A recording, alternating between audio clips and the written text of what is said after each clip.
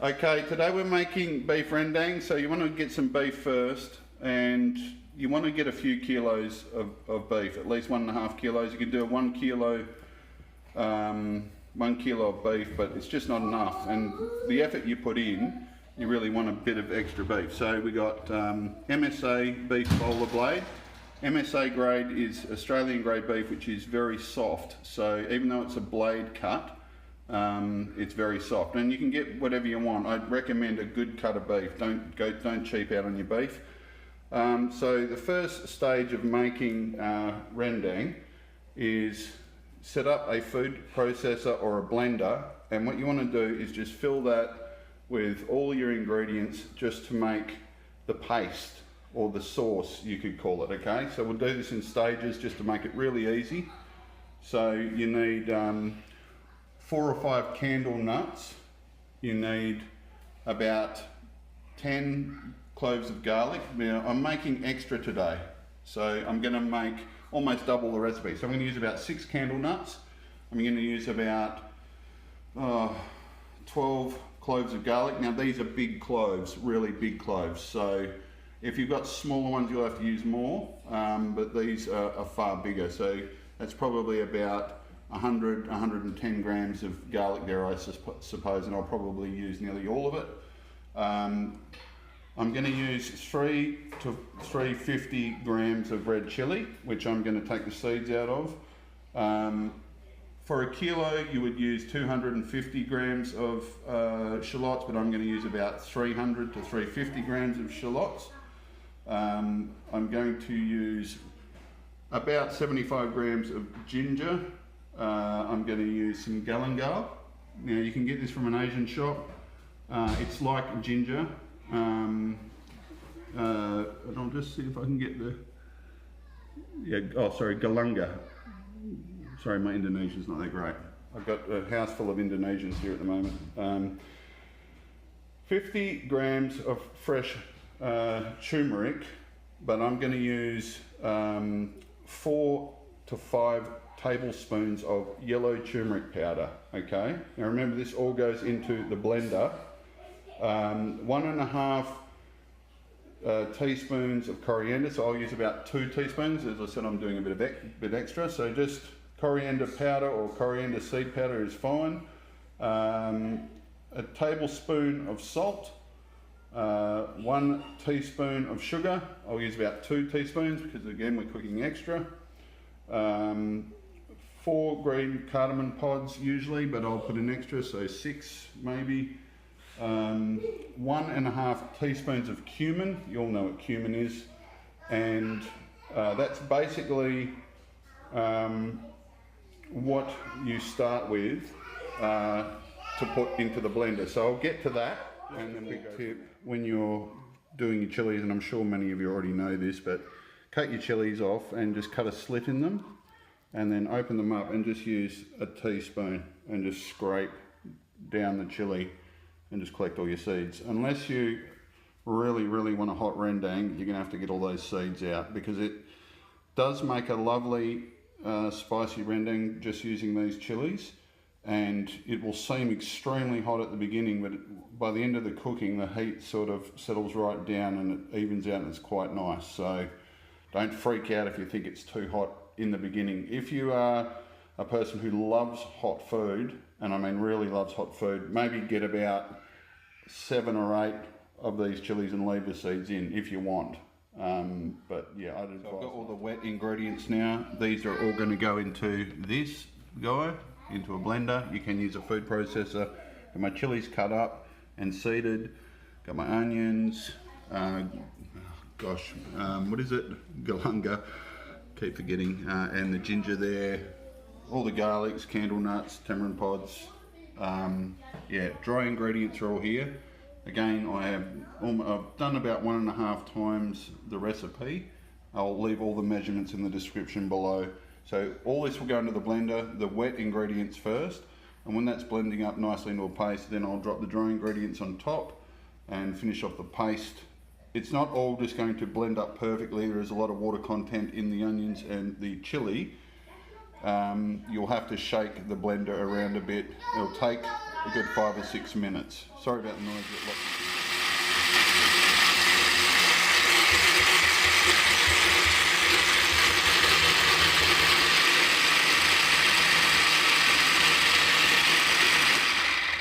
It will eventually work its way down. You can take off the lid and give it a bit of a push down, but you don't really have to. It will work its way down there. That's about 5 or 6 minutes. And now we just add our dry ingredients to that. Put the lid back on. Alright, we're just cutting the meat now. Just important to note, here's the grain going that way, going that way. Now in Asia, a lot of the time you get in Asia, they cut with the grain. I'm not sure why, but we're cutting across it. So you want to cut across the grain. You want to cut about a centimetre thick, about that thick, and you want to cut them into portions of about 4 centimetres squared. 4 centimetres squared, so you go across, and you probably go like that, and like that.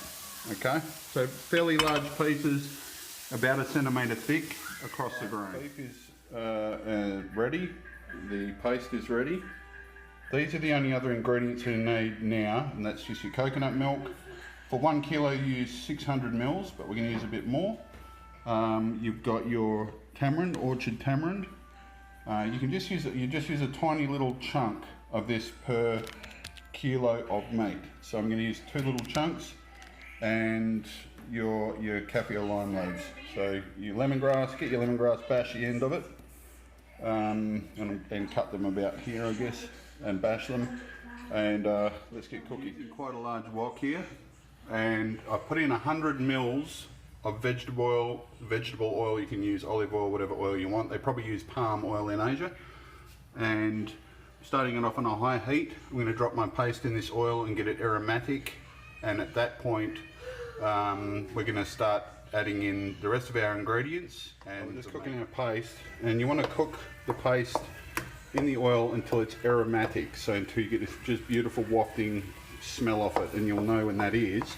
Now don't be shy with that 100 mils of oil, or try and be a health freak or anything like that, because what it does is it layers the edge of the paste and the rendang for the whole cooking process, and sort of evens out the heat as it cooks through the afternoon, and protects it. So don't cheap out on that oil. We'll start getting the rest of this stuff in. And the other thing is, once it's cooked, or getting close to cooked, you can actually get a paper towel. This is what I do, fold it up, and I just dab it, and I actually remove about 80% of the oil at the end anyway. The paste is nice and aromatic now, so now we add our 1 tin of coconut cream. You can use cheap coconut cream if you want. If you've got natural, that's the best. But you know, I did use cheap coconut cream last time, and it actually didn't make much of a difference, but I've just decided to get some nice premium organic coconut cream this time. So I put 2 full tins in again. Use 600 ml normally. These are 400 ml cans, so I've used 2 whole ones because I've made it a bit bigger. Chuck in 6 kaffir lime leaves, 4 pieces of bashed lemongrass, and this is your orchard tamarind. It's very sour. It's like a sour sort of product, and I'm just going to let this go for a minute. Now it sort of looks like at this point you've created a huge mess, but you haven't. Okay, I'm just going to spread out this sauce. It starts to look, and funny enough, at this point it doesn't smell anything like rendang.